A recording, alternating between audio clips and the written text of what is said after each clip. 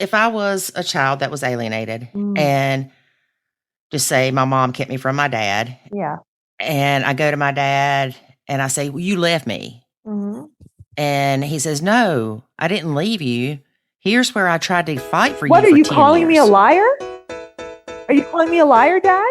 You're listening to the Nacho Kids podcast, where we discuss all things step-family related. Real stories, real people, real help. Your hosts are the creators of the Nacho Kids Method and the Nacho Kids Academy Step Family Coaching Team, Lori and David Sims. Welcome to episode 210 of the Nacho Kids podcast. What's up, y'all? Sup? How you been, David? Oh, man. It's been a roller coaster the past few days. It has. Your dad got sick yesterday, and we had to call an ambulance. Mm-hmm. Kind of scary. Yeah. Or as we call them down here, ambulance. Ambulance. The meat wagon. Have you checked on him today? Yeah. He's doing better and still don't really know anything. There you go. Yeah, so yesterday when David told me that his dad was outside sick, I said, you need to call an ambulance. And he's like, he's fine. He's just throwing up. And I'm thinking, if you're 78 years old and you throwing up and you dizzy, you better call an ambulance. No. Yes. You don't go straight to calling an ambulance. Come on now. But Papa never gets sick. Yeah, but come on. It'd be different if he passed out or something. He's just... Well, he did. Eventually. Yeah. He became unresponsive. Yeah, but your first reaction is not, oh, you threw up, call the ambulance. Come on now. Well, if I'm 78 and I'm throwing up and can't stop and get dizzy, you better call an ambulance. Okay. I'll remember that in the next however many years that is. Yeah. We can't even remember what we ate for breakfast. Put it in your calendar. All right. So our guest today is Ginger Gentile. Gigi. Gigi. She created a documentary called Erasing Family. It's very interesting. Has to deal with reversing parental alienation. She is also a child of divorce. And she said for those experiencing parental alienation, don't give up hope. It can take years. Yeah. That's a very important thing to remember. Yep. Now, we've heard of Dorsey Pruder. We've had her as a guest before. What Ginger does is not the same as what Dorsey does. Ginger doesn't involve the court system. She reunites the alienated person and the child without the courts. So this documentary you speak of, where would I find that? The documentary can be found on YouTube. It's called Erasing Family. Okay. Not a racing family, but erasing family. Erasing. So it's not like a documentary on NASCAR. No, it's not about racing families. It's erasing families. Maybe it's electronic racing families. It says it is the first documentary aimed at young adults to encourage them to reunite with their erased families. It's good. Interesting. I watched it. So I think this is good for kids that have been alienated as well as parents that are dealing with parental alienation. Mm-hmm. That's all I'm going to tell you. All right, then. You ready to get listening? I'm ready. All right, let's do it.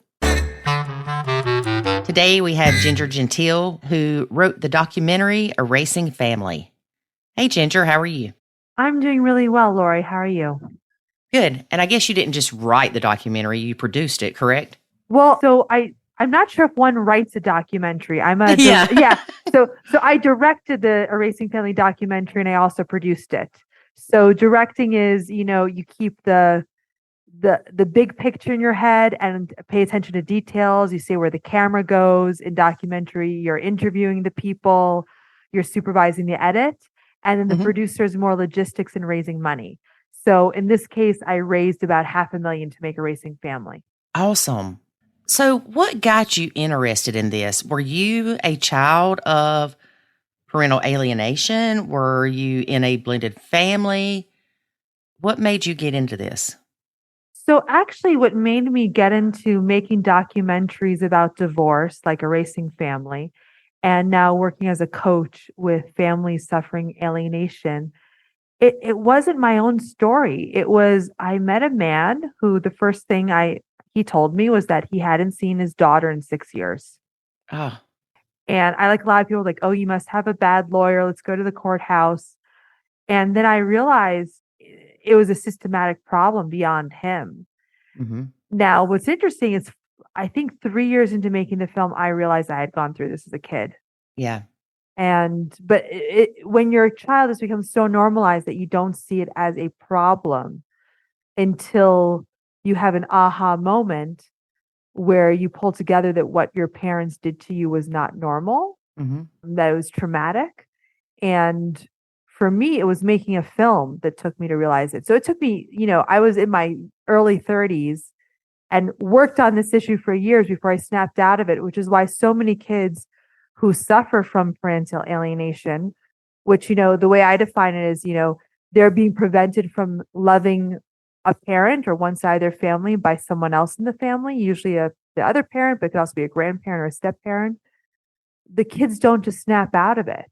They don't just turn 18 and come back, though that can happen, because they really believe the story that they have been told and they have normalized the absence of a parent, which is why education is so important. Yes, definitely. And you prefer child of high conflict divorce versus alienated. Right. I prefer that, but it's not a big deal. I just don't like to go into like who alienated you, what was it like? Like I don't like to go too much into my backstory because my sister has requested that I don't. Okay. So I can do overviews, but I'm not going to say my dad did this, my mom did this. I just keep it kind of broad. And that's perfectly fine. Mm-hmm. Were your parents divorced? So my parents did divorce when I was 13, and it was a very long, drawn-out divorce. Which is never easy on a child. Never easy on a child. And I think what was very hard for me and my sister is that they lived together while going through the divorce process because neither wanted to give up the family home. Mm-hmm. So there was constant fighting. There's always fighting, but the fighting became very constant during that time. And also, feeling that you had to pick sides. Yeah. And then both my parents did not respond to the situation the most mature way, which is why later in life, it's now my mission to teach parents the skills to love their children, support their children so they don't make the same mistakes my parents did, because my parents did everything wrong in the book. Yes. Just like we did everything wrong in the book with the step families. Yeah. And it's hard. I know my mom and dad, golly, how old was I?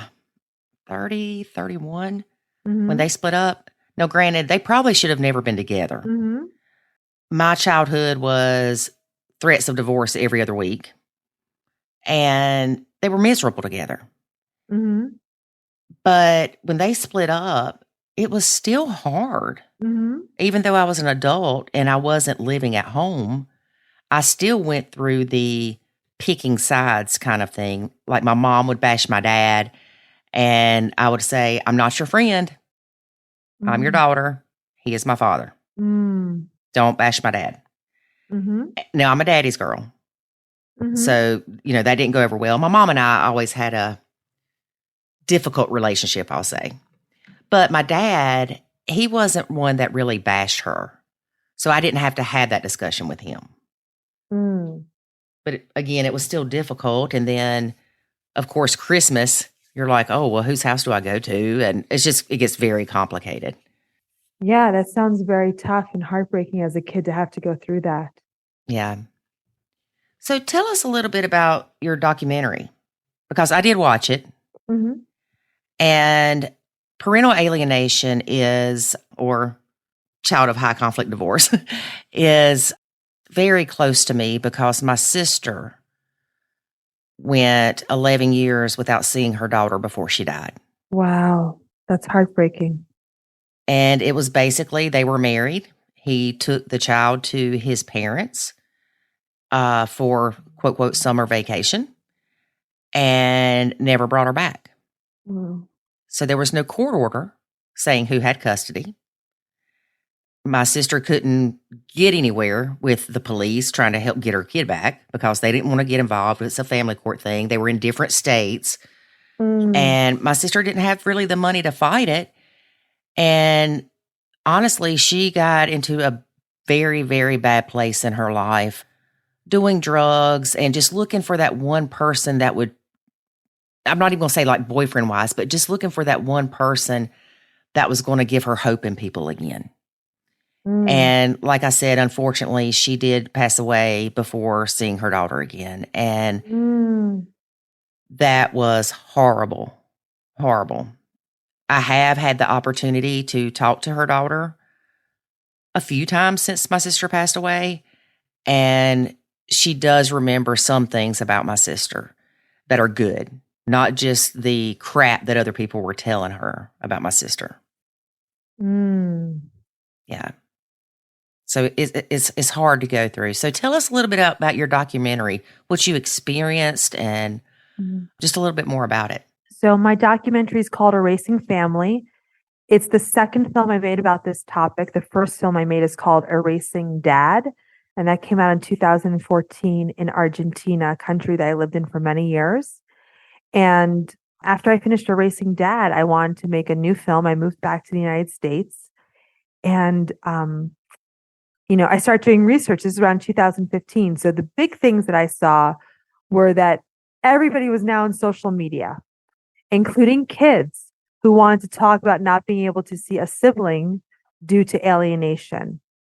So it still took a few years to find the families in Erasing Family, but I was able to contact the kids themselves. Whereas before, when I did Erasing Dad, people are like, well, why don't you interview the kids? I'm like, well, their parents can't even find them, number one. But number two, where am I going to find alienated kids? Like, go to a school and just be like, are you alienated? Really, But now I remember one girl, she made a video at 7 years old saying how she couldn't see her brother. Like, just really heartbreaking stuff. Yeah, my niece and nephew went through a lot when my sister's other child was taken. Yeah, and we forget that part. It's the whole family that's being involved.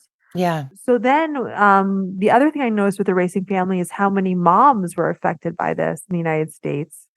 About half my followers and about half of my coaching clients are women, are moms. And there's a lot of shame if you're a mom who can't see their kids. So the Erasing Family documentary follows adult children who have been alienated as they reunite and heal their families. So these kids have been put through the ringer, but they have decided to become the adults in the situation and reunite with their parents who they couldn't see for many years. And we follow them on their ups and downs through the bittersweetness of reuniting. And it's a great guide for parents on how to heal and reunite. But I really made the film for teenagers and young adults who go through these tough divorce situations. And the whole film is designed to give these kids an aha moment. So we push them back to reuniting, because especially when kids are adults, there are things parents can do. And that's what I do with my parents who I work with. I teach them what to do to get their kids back. But the kid has to be attracted back because they're an adult. You can't get a court order. So much of what the film talks about is about letting go of anger and healing, because my definition of parental alienation is alienating is conditional love. I will love you if you don't see the other parent. I will love you if you fall in line. If you see the other parent, if you love the other parent, you will be punished. You won't get this. You won't get a car. You'll have your phone taken away. I won't love you. I'll sigh. I'll say, oh, I'm so sad when you go. I'm all alone. You're parentifying the child. So the only way a parent can win this is one by just radically accepting that that's how their ex or the step parent is. They will never change, but they can stop. And the way we win the child over is through unconditional love.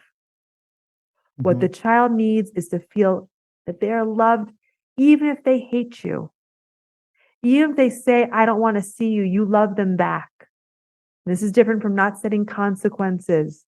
This is any emotion is okay. Because what the child is telling the other house is my emotions are wrong. I can't love the people who I want to love. So if you are suffering from this, if you can't see a child or it's just very contentious whenever they come over, you respond with beautiful, unconditional love. Right. Now, what about the adult stepchild that, like you said, they're not coming around because there's no court order again or anymore. Mm-hmm. And the child, when there is communication with the parent, it's hateful and disrespectful. Mm-hmm. And the child has no desire to talk about it. Mm-hmm. The bio parent has tried to talk about it, but the child's not open to it. Do you feel that it's best for the bio parent to just say, I'm here when you're ready, and just kind of walk away, or to keep pushing for that communication, that interaction? Let's go to therapy. Let's have a family meeting to talk about these issues. Let's whatever. Which do you feel is best? I will go with the middle path, neither A nor B. That's what I always do. Because also what my clients often say is, I want to give up, or do I keep, sending these messages? And I always say, well, if something isn't working, we need to reevaluate the strategy. Mm-hmm. So if pushing isn't working, what we can do instead is working to realize how the messaging might be turning the children off, but then becoming a magnet that attracts the children back. And what parents will often say is, well, how can I be a magnet to attract them back if I have no contact? And I say, it doesn't matter. Children have an energetic bond with their parents that cannot be cut off, even through death. And there's a lot of scientific studies now on how this energetic bond is strong with fathers, because we often think it's just mothers because mothers have the children in the womb, but it's strong with fathers too. Mm-hmm. So fathers, I have a friend who works at Harvard, and she studies this. Their mental health and physical health impacts the child, even if they have no contact with the child. So you are always energetically connected to your children. Mm-hmm. So by putting out positive energy, by living a beautiful life that your children want to be a part of, then displaying this life in ways that they can see, it's perhaps through social media, a blog, or reaching out, they will make the decision to seek you out. Or there'll be a crisis in their life where they need you. But you need to be ready for that, because so many parents come to me and they're like, well, I lost all hope. This will never happen. And I was even working with one mom who's like, hadn't seen her kids in years. They're adults. And, she's lost all hope. And then what did she tell me? Oh, I'm going to see my kids on New Year's. Okay. And this was like 3 days before New Year's. And then she's like, my son just moved in with me and I don't know what to do. Yeah. So it's good to be prepared and always have hope. So an effective strategy is to be hopeful, to envision wonderful things happening, and then having strategies along the way, and also knowing that reaching out and reuniting can take years. So in Erasing Family, our main protagonists are Dizzy and Ashlyn. It's a father and daughter who had very little contact when they were growing up. She turns 18. She seeks him out. They run into each other's arms. Everyone claps, literally claps, and they begin to live in the same house together. Mm-hmm. Okay. Now he has another daughter who I interviewed in the film, and she says, I want nothing to do with Dizzy. He's not my dad. He's just my blood and DNA. My stepdad is my dad. Oh, wow. So he had 2 kids. Oh, yeah. He had 2 kids. Is it by the same bio mom? Yes. Oh, wow. That's even crazier. And because and often it's the younger child who reunites first. Now, I then did a follow-up video with Dizzy and Ashlyn, where this was 5 years after the film came out. He had reunited with his daughter, the one who said on film, in my film, she wanted nothing to do with him. They actually reunited and went to Disneyland together. But it took him 3 years of trying constantly, consistently. And one thing he did is he'd send messages, but they're always, I'm proud of you. I love you. Hope you have a great day.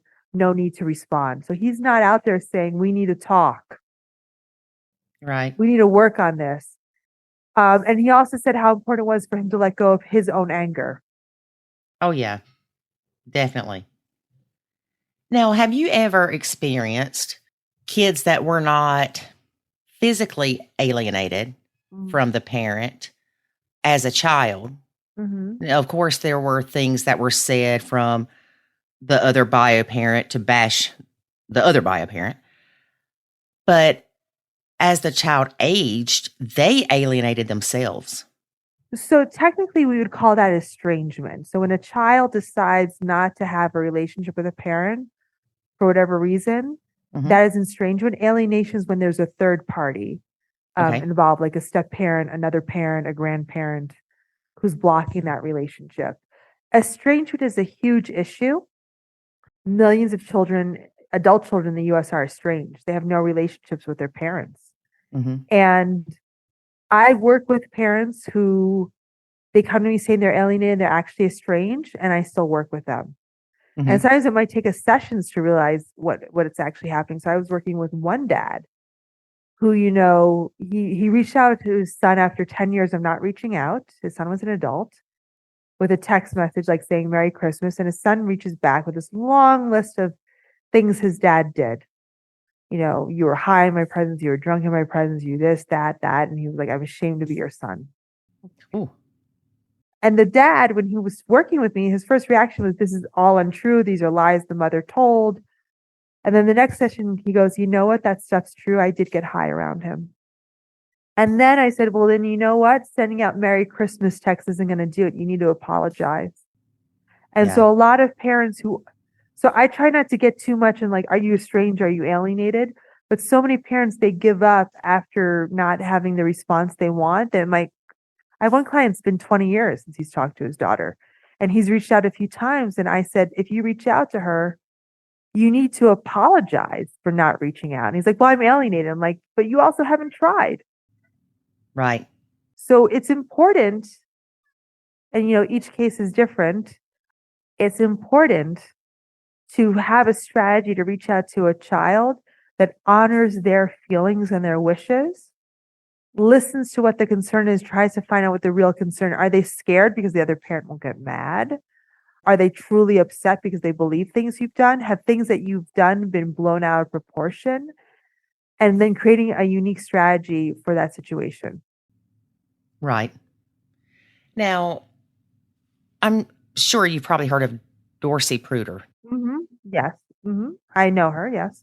Okay. Do y'all do similar things? Because I know she kind of works with the court system to have the child placed back into the alienated home. Right. So I'll let Dorsey answer questions about her own program. What I will say about mine is I say I reunite without the courts. Now, there are many tools in a toolkit, and court might be the appropriate one. Some parents have to go to court because they're being sued. They can't just walk away. So I don't say never use the court. I just say the court is expensive. It takes time. It's stressful. It can make things worse. It's adversarial. And also most parents, what they do is they say, I'm innocent, hoping for results. And courts don't care if you're innocent or not. They care about the how and what evidence is submitted. Right. So. And most of the time, nobody wins. Nobody wins most of the time. I've had one client who I did encourage to get aggressive with her court strategy, but here's the other thing. I feel that this works when you're 3 months in. And she called me up 6 weeks after not seeing her daughter, and the divorce wasn't finalized. I was like, there's a lot that can be done. Your ex is trying to intimidate you. And what he's saying is our empty threat. I was like, no judge is going to give him what he wants. So don't be. And she got her daughter back after 2 sessions with me. But good. What parents need to understand with this is that, in the extreme cases, is it good to get a court order? Perhaps. The issue is it's very expensive and very hard to get them. So I work with the parents on how they can change their mindset so they're positive, they're at peace, they're not holding in anger, but then also learn new skills so they communicate differently if it's necessary with their ex. So they actually stop or decrease the alienation, and it is possible if they stop or decrease the alienation, number one. Number two, that they learn how to welcome their children back and be loving. And also, if needed, manage a court case so it doesn't get out of control. This is not that I help them with the legal strategy. This is, what questions to ask a lawyer, helping them understand how the courts actually works. They don't go in there with a fantasy. And that's so important because we have dealt with so many people in the court system that they do have a big misunderstanding of what's going to work and what's not. Right. You can go in and say, look at all the stuff she posted on Facebook. Your attorney, you paid your attorney $1,000 to read those posts. Right. And they're not even going to submit them because they know that the judge is going to say, that's crazy. That has nothing to do with what we're here to address. Mm-hmm. Right. And a lot of times people feel like that the attorney isn't listening to them. And sometimes they aren't. Mm-hmm. But a lot of times it's because they know what the judge is going to care about versus what not. Right. And there are ways to communicate with an ex that do decrease the conflict. Mm-hmm. And they have to be used consistently. And we don't have time to get into those techniques now, but there are techniques that are specifically designed for high conflict people to help them decrease their response, because alienators are stuck in a trauma response and they're addicted to conflict. They mm-hmm. love seeing the other parent suffer. So we need to take away that reward for them of suffering. Mm-hmm. Respond with calmness, being firm yet friendly. So too many people, they become doormats or they fight fire with fire. As you were saying before, this is the middle way. Neither retaliation, neither letting them get away with it. Mm-hmm. And these are skills that can be learned. And the earlier they're applied, the better. So this is something where time does not help. Right. Yes. Have you dealt with parents where the child was actually taken like out of the country? I have had 2 clients like that. Those cases have very little remedy except legal remedy. Right. But what they can do is the mindset. So also it's like, because often there is some contact. So I do have cases where there's no contact, but often there is some contact. Mm-hmm. And these parents are not being taught by professionals the correct way to respond when their children say, I never loved you. What they'll often say is, of course you loved me. I have all these photos and memories of how. No, it's not true. Are you calling me a liar? Mm-hmm.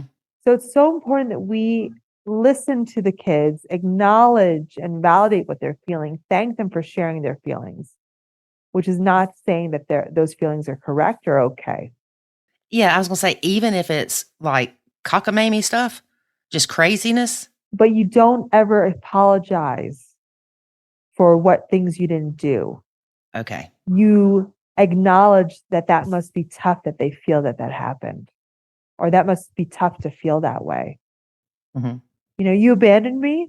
That's awful that you feel like I abandoned you. That's awful that you felt abandoned.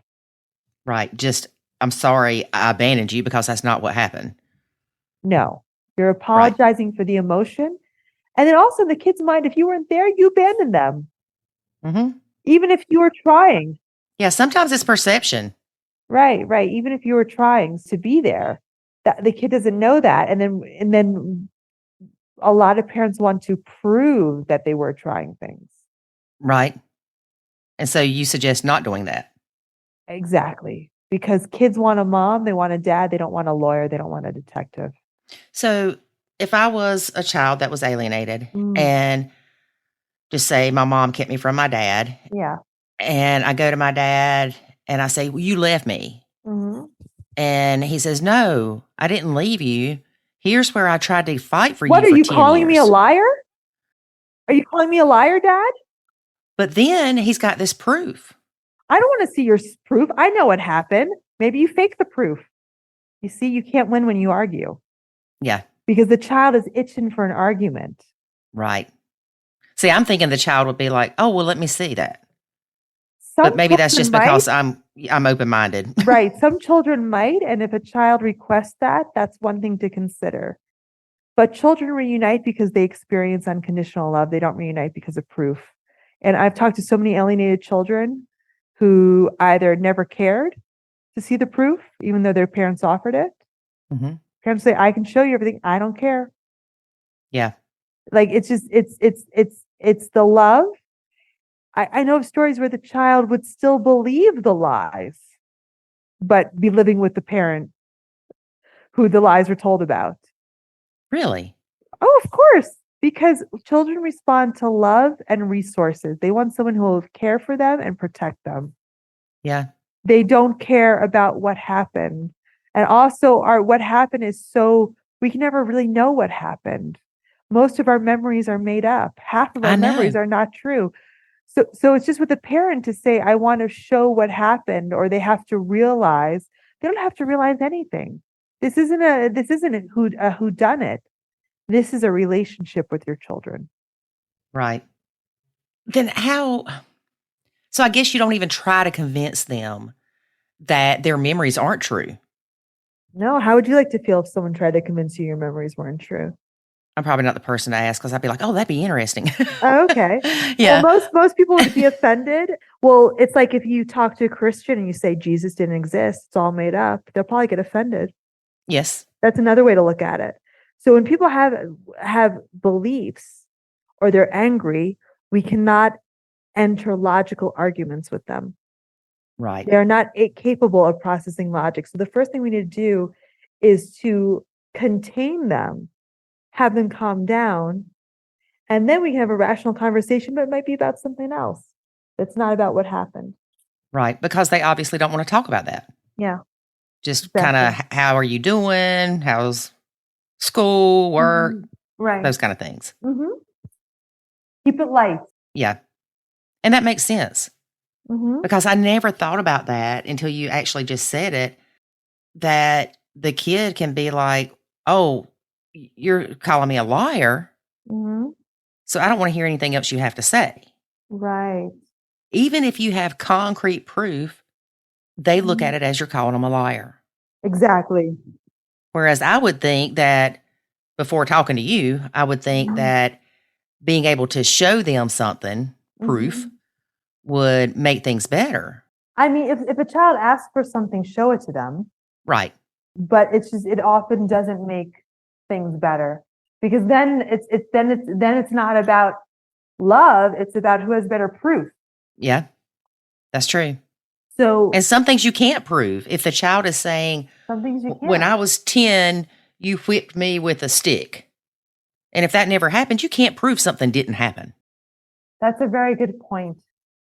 And with a lot of the parents I work with, I work with them to get out of the proving and into the nurturing role of being a parent. So I'll give you an example. I worked with a mom who had very little contact with her adult daughters, and the contact was always fraught. And she was always trying to learn about alienation. And when she would text her daughters, she would often give them advice on what they should do. Mm-hmm. And I read her text and I was very honest. I was like, you know what? If I was your daughter, I wouldn't want to text with you either. You come off as annoying, know-it-all, giving unsolicited advice and telling me that everything I'm doing in my life is wrong. Yeah. So what we did with her is we worked to get her to tap into her mother energy. So I was like, what do moms do? Well, one thing that moms do, and some people might say this is stereotypical, but I'm going to go with it, is cook meals. Mm-hmm. So I said, okay, what you're going to do is you're going to find people in your community who don't have food and you're going to cook meals for them. But she's like, well, like, I was like, there has to be someone in your community who would love a home cooked meal. Right. Has to be someone. And you're going to invite friends over and cook for them. Mm-hmm. And you're going to post all these pictures of the meals you're cooking on your Instagram. And you're going to take down all the stuff on your Instagram about parental alienation being child abuse. That's what her Instagram was about. Mm-hmm. And a few months later, her daughters came back to her. Really? Because she was a mom. They needed a mommy. They didn't need a detective or a parental alienation advocate, which I'm not telling parents not to be advocates or work for reforms or change, but don't do it as a way to communicate with your child. Right. Yes. Like you do it because you want to help other people. And when advocacy comes from, I want to help my own case, it often doesn't work. I even worked with one dad once. Well, actually, we didn't end up working together. I'll tell you why. Because he goes, I'm afraid if I reunite with my daughter, I won't be as good of an advocate. What? Because his identity was now that's the thing too. And this is hard for some parents to hear who are going through this.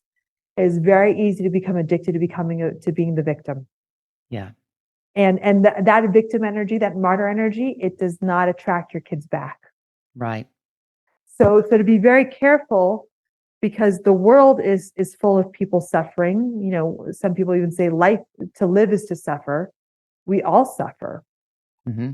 And to keep that in perspective, and to when you heal that hurt, that wound, that anger, that is when you can reunite. Yes. Mm-hmm. On both sides. Yes. Because you're not going to be able to reunite with them until you get rid of your anger.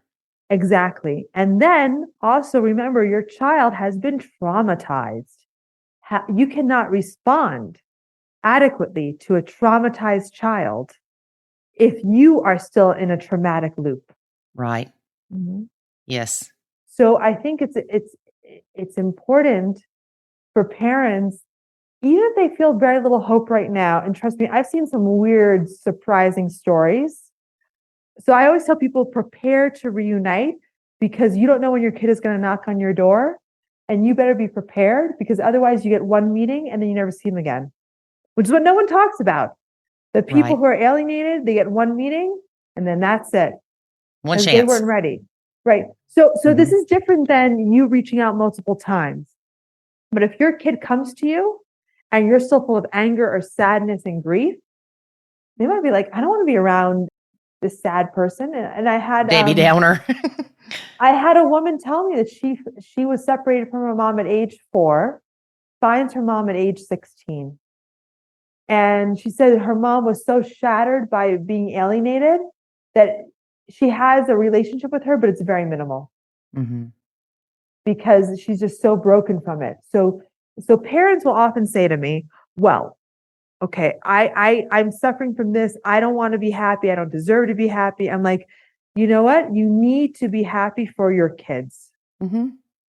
Because that is what will bring them back, and that will give you the ability to help them and protect them. So this isn't like take care of yourself because you need a break. This is by taking care of yourself, you solve the problem.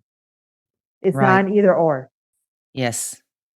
And it's very important from a stepmom view. Yeah. Let's talk about the stepmoms.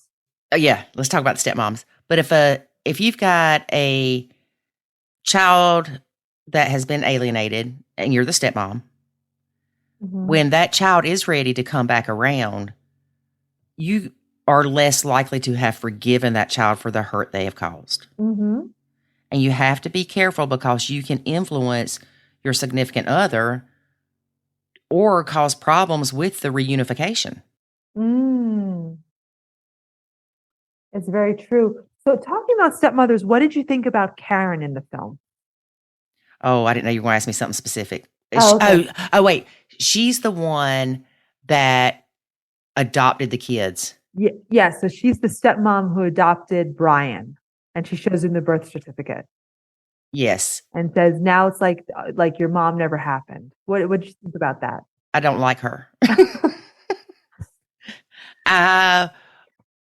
Maybe it's because of what we work with too. Right. She can't replace mom. No, even with a piece of paper, she can't replace mom. But she seemed to be gloating that she stole this woman's kids. Yeah, I think or kid. Yeah, it's what I find interesting about Karen and Brian is most people who watch the film, they're like, well, why would Brian choose, even though he reunites with his mom in the film, why does he choose his stepmom and still have a relationship with him? And it's kind of obvious what's going on to people watching it. And this is, I think, a very important lesson for parents going through this. Alienators often have some sort of personality disorder, not always. Mm-hmm. Some of these disorders, like narcissism, and people tend to forget this because they say narcissistic abuse, and that's all people talk about now. I know. Narcissists are a lot of fun. Okay, let's talk about that for a second. They are a lot of fun. I mean, I'm a single woman, and my girlfriends will tell me stories about going out with narcissistic guys, and they do the best first dates ever. One woman told me she was out at a dinner, and he orders all this food, and the tab comes. There's an expensive place to $2,000, and you know what he says? I got it. No one has to pay anything. It's all on me because I was the one who ordered this food. And everyone's like, wow. I was like, that guy's a narcissist. Yeah. but that's great because a lot of women are like, wow, what a man. He pays for the whole table of all this expensive food. They love bomb. They have a lot of energy. So, but this is important for parents. If you are sad and always want to talk about feelings and process and work through things, and the other parent is, let's go ice skating, and they're strong and they're able to manipulate everybody, the children will often pick the narcissist. They often align with abusers.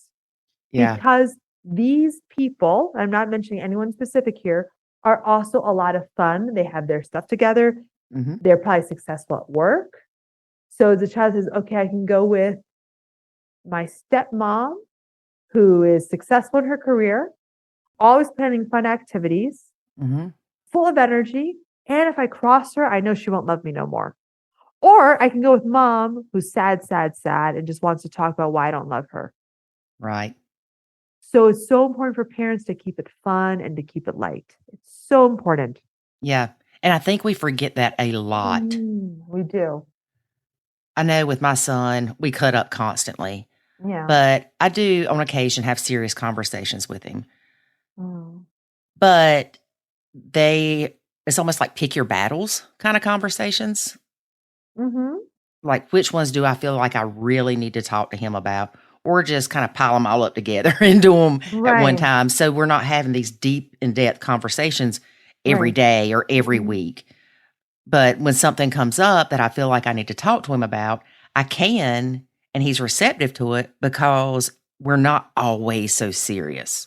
Right. Now, I want to talk to the parents out here. I think that what you just said, Lori, is fabulous. Okay. Of course, if you are going through this, you are going to be sad and upset and depressed because you're being traumatized. So I don't want anyone to think that the advice is, oh, just get over it.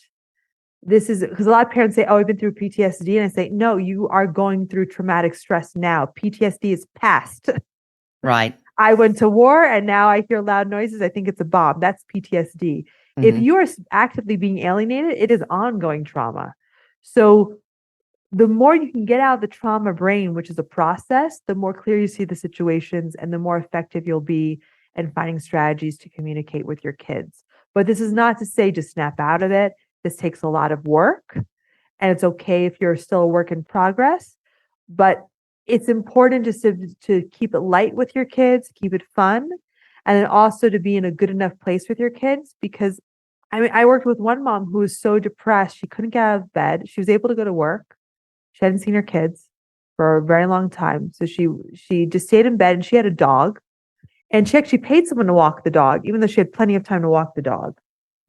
I was honest with her. I was like, you want to be a mom to your kids, but you can't even take care of your dog? And she's like, well, the dog's different. I'm like, I know a dog is different.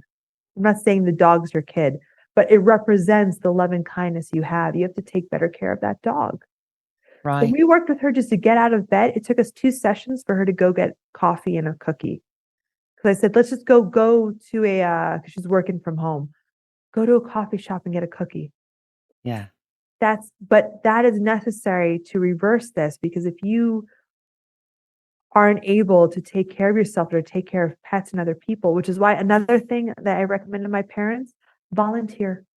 Yes. It makes you feel good. You give back, you can form new relationships, you can make new friends, but it also gives you some perspective on your own suffering. But if your kid decides to investigate you, because kids follow you on social media and they might ask about you, would you rather that people who know you say, oh, doesn't do much, stays by herself, seems kind of depressed? Or if they say, Lori, the pillar of the community, the one who's always running the bake sales, and rescues stray dogs and reads to the kids in the library. Oh, that Lori? Oh, yeah, we couldn't survive without Lori. So that's important too. And I know, Coach, I don't do this, but maybe I should start. I encourage my clients to volunteer. I have a mentor coach who will not work with a client unless they volunteer. That's awesome. Because she's just like this, you need to get out of your own head, your own suffering, do something positive. Also, going for walks, going to the gym, because it's also very easy when going through this to turn to the bottle, to turn to drugs, to turn to TV. Yes, ma'am. So you need to find something that makes you happy, that's healthy. I always say going out for drinks is not to each their own, but you need to find healthy habits that get your mind off this and then bring you back to health. Now I'm thinking, well, first of all, one year for my birthday, David said, "What do you want for your birthday?" I said, "I want us all to volunteer at this Christmas event for homeless people." Oh. And of course, the kids hated it. They hated it, but they do remember it. And actually, we had another event that I got them to go volunteer with, and they were much more receptive to that one. So that was really good. And then we found out that one of the kids would take his lunch and go read to the special ed kids. He didn't tell us this. We found out like through the grapevine. We're like, what? Yeah, we were really impressed. That's wonderful. So if I'm an alienated kid, and you said that, say, for instance, I was alienated from my mom, that my mom could post pictures of her cooking or things like that, the motherly thing. But what if the kid looks at it as, oh, great, my mom's enjoying life and she doesn't really care if I'm not a part of it? In my experience, that's not how the kids react.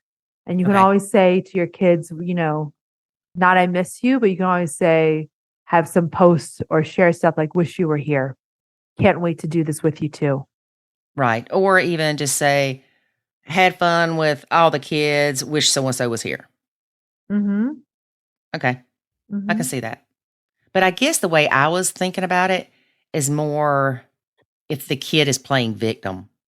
Wouldn't you say? That if a kid is playing victim, they're going to look at a post like that and say, oh, look at mom. She don't give two craps about me not being there. I don't think so, but I'm sure there's kids out there who might. Yeah. I mean, what kids don't respond to is, I miss you. I want you. Why can't I see you? This is unjust. This is child abuse. Your mom sucks. Yeah. Yeah, that sort of thing. In general, they do respond to, they want to be a part of something wonderful. They don't want to be with someone who's depressed. So I would encourage people to post wonderful things. And if you want to mention, I wish my son was here, or even, I can't wait to show my son this wonderful pizza shop. So you don't have to say, I'm alienated. We haven't seen each other for 8 years. I miss them. You're just like, had the best pizza today. Can't wait to take Brian here. Right. So if he reads it, then he knows that you're thinking about him, but it's not a plea or look at me, I'm suffering. And then what if Brian posts on there? Well, that'll never happen. Do you comment or you just ignore it? Or do you block Brian? Well, you should never block your child. Then you're alienating them. I mean, you could say sending you a hug. I mean, these are all things have these things happened? So someone posted something and then the child said, that will never happen on a post. Yeah. Okay. You can say sending you a hug. And then hope they don't continue to go down the negative path. Well, I mean, you're sending them a hug. Yeah. I mean, they could come back. I don't want hugs from you. Okay, then you can say, well, I give my hugs whether you want them or not. There you go. I'm going to love you whether you want me to or not. I mean, yeah. I mean, it's so funny because I actually get trolled sometimes online, and people will say something awful about me, and I'll just say, "Thanks for sharing. I love you." And they'll get upset. I'm like, they'll say like, "Don't say." I'm like, I can't stop loving you. So I think it's just like being light about it. And every kid is different, and you're the expert on your own kid. But if you have a trauma response, you can't often see how to best respond. That's true. That's true. Well, Ginger, thank you so much for being a guest on our podcast. Thank you. I know that you've helped our listeners, and they need to go check you out at reversingparentalalienation.com, and they need to go watch the documentary Erasing Family. Thank you so much. I just want to remind everybody out there that if they go to watch the Erasing Family documentary, it streams for free on YouTube. And if they go to erasingfamily.org, there are a ton of free resources, including a Kids Bill of Rights for children of divorced and separated families that might be helpful for some of your listeners in blended families, because it says that all children have the right to decide on their own relationships. not to be made to call a new person mom or dad if they don't want to. Right. There's a lot of good stuff there for blended families. And also, most of the stories in Erasing Family are about blended families and step-parent adoption. So I think your listeners will get a lot out of it. Yes. And to just remember that there is a lot of help out there and there is a lot of hope. It's easy to feel hopeless, but people are reuniting every day. And this year I'm on a mission to reunite 1,000 families.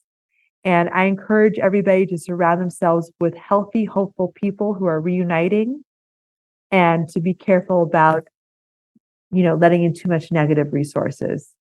Right. Just imagine and stay hopeful, because I've seen so many miracles happen. Don't be caught off guard by the miracle. Yes, exactly. Well, thank you again. Oh, and we'll have to you. have you back again one day. Oh, that would be wonderful. All right. Well, we all know that helping step families is my passion. And within that passion, there are things that get me riled up. And that would be? The family court system and the family court system. I am actually a member of some groups of alienated parents. And unfortunately, I will say mostly men. Mm-hmm. And it's sad. Yeah, it is. We have had several guests on our podcast over the years who have experienced alienation, who have been on the verge of ending their life, who have turned to alcohol or drugs because of the alienation. And we get that in some cases it's warranted. We get that. But in the majority of cases that I've seen, it's not. Mm-hmm. And it's not just the parent alienating the child from the other bio parent. Again, the court system helps alienation. That's not good. No, it's not. But a little glimmer of hope I have seen recently, where more courts are starting to take into account the severity of alienation. That's good. Mm-hmm. There's a positive that you just said about the court system. Yeah, kind of. And for those that do not know, my sister went through this, and she died without seeing her daughter. Yeah. And maybe that's why this is such a sensitive topic for me. I don't know if sensitive is the right word, but it's a real topic. Like you've endured it, encountered it. You've lived it. I saw her live the pain. Yeah. Every story is unique. Every court case is unique in its own way. And with my sister, it was basically, I'll give you the Reader's Digest version. Her and this guy were together. They actually were together in high school. They got back together, got married, had a baby. He decides to take the little girl to visit his mom in a different state for her to go stay for a couple weeks, which was not abnormal. But this time he didn't come back. My sister goes up there and tries to get her kid, and they said, sorry, we're going to arrest you for trespassing. You have no court order stating that you have custody. They weren't even divorced. So he technically did not kidnap her, but the same lack of paperwork that did not say he kidnapped her also took away my sister's rights. Mm-hmm. Does that make sense? Yeah. So by the time she went to court to try to get things straight with this issue, is considering it's two different states, caused a huge problem. My sister did not have the money to fight it. Another huge problem. And she had been without her daughter for several years at this point and had turned to other means to help her cope, which did not help her at all. Yep. So I know that this little girl is now an adult. We have spoken with her a few times, and thankfully she does have some good memories of my sister and not just the bad memories that were implanted in her head by her grandmother and father. But it's sad. Yep. It's sad that somebody would poison another human against somebody that's their kid. Well, it's like I've said before, too often the hate for the other bio parent outweighs the love for the child. Yep. That's a perfect way to put it. And you know what he told her? What he told who? What Dawn's baby daddy, or husband, I guess at the time, said to her when all this happened? What's that? That's what you get for breaking up with me in high school. What? Yeah. Like this was this whole master plan to, let me get back with her and hurt her. Or was that just his way of feeling good about what he did? I don't know how he feels good about anything. Yeah, I don't either. Yeah. Well, I have some opinions of how I would have handled it, but I will not air them in public. Well, even after her death, he made life difficult. Yeah. More than it had to be. I remember that. And let's just say Lori practices forgiveness, but that doesn't mean that I forgot what an evil person you are. Yeah. Anyway. 'Tis true. On a happier note, my sister is no longer dealing with that, as she has moved on. She's not, for sure. But for those of you that are experiencing parental alienation, please know that our hearts do go out to you. And I think back to the guy that we met at that conference in Texas, David, how he took his kids on vacation and things were great, come back home and all of a sudden, poof, things were good and all of a sudden things aren't and don't know why. Yeah. Yep. Again, if you are experiencing parental alienation, we know that it is not easy. We know there are places that can give you hope and help. Yep. And it's like everything else. Everybody's different. You may find one person that helps with parental alienation, but what they're telling you doesn't make sense. It doesn't sit well with you. Then go to somebody else. Anyway, I do have the honor of announcing the winner of the Sylvia Krakauer Nacho Kids Academy Scholarship. All right. And this winner is Carly W. Congratulations. Carly, check your email. We get you started on a better life. That's right. All right. We're going to call this the No Excuses Scholarship. The No Excuses Scholarship. There you go. I like that. That'll be the new name for it. No Excuses Scholarship. And if you want to apply for the No Excuses Scholarship, you can go to nachokids.com/scholarships. Oh, David, we haven't talked about my baby boy graduating. Oh, well, maybe we should do that on the next opener. Maybe. Talk about the family crap with the hat. Yeah, happy times. Yep. All right. So next week, join us when we talk about the happy crap from Jackson's graduation. All right, folks. Remember, life is good when you nacho. Thanks for listening to this episode of the Nacho Kids podcast. Find us online at nachokids.com. Until next time, remember, life is good when you nacho.